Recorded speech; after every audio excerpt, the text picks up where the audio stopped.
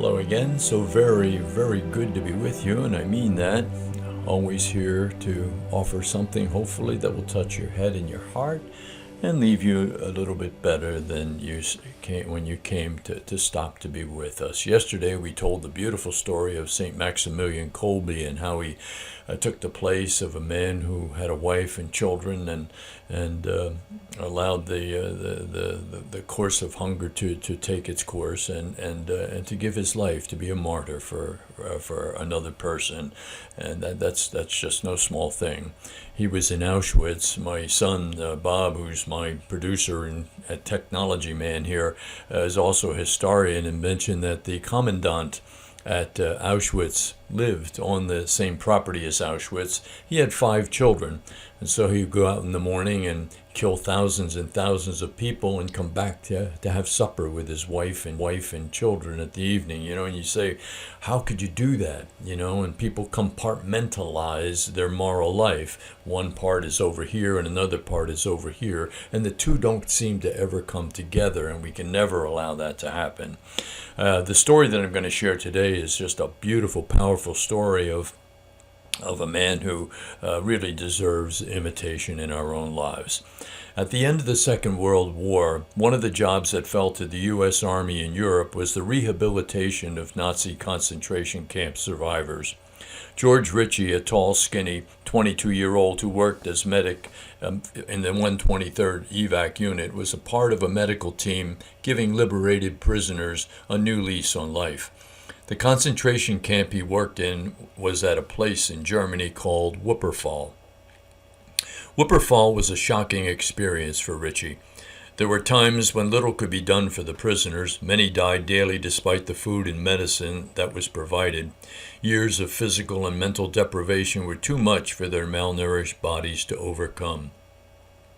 For a kid from Virginia, the experience at Wuppertal was an ugliness almost too great to bear.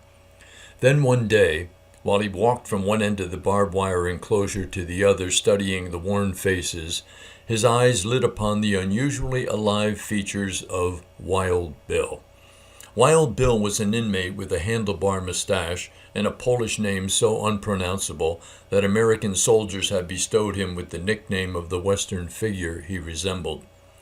Ritchie assumed Wild Bill was a relative newcomer to the concentration camp. His posture was erect, his eyes bright, his energy indefatigable, he recalls. Fluent in English, German, Russian, French, and Polish, Wild Bill became the unofficial camp translator. The work of resettling inmates was staggering. All sorts of logistics problems were encountered when trying to relocate men whose entire families and even communities had disappeared during the ravages of war. Wild Bill was a major contributor to the task. He consistently worked 16 hours a day with no signs of either discontent or weariness. His compassion for his fellow prisoners glowed on his face, said Ritchie. One day, Wild Bill's papers landed on the young medic's desk.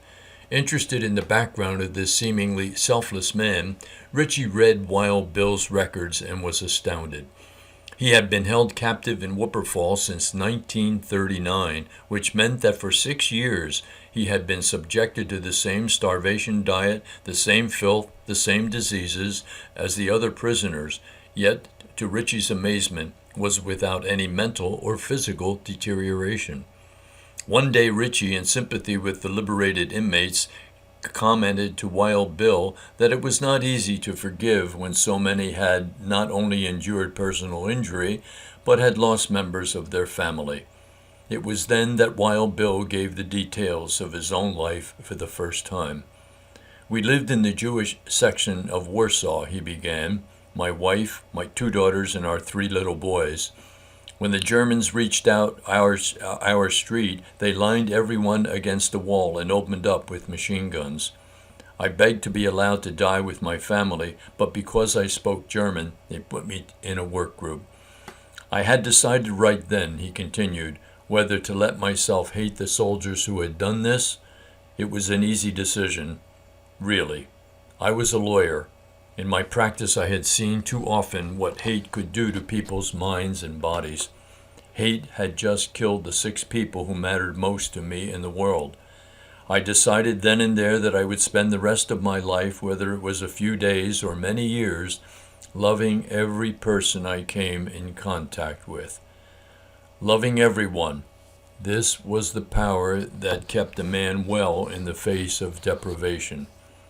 The story of Wild Bill, who was able to overcome hatred with love, demonstrates that a loving disposition, even under the most horrible conditions, can be chosen. It illustrates clearly that although everything can be taken away from us, one thing cannot: freedom to choose what our attitude will be.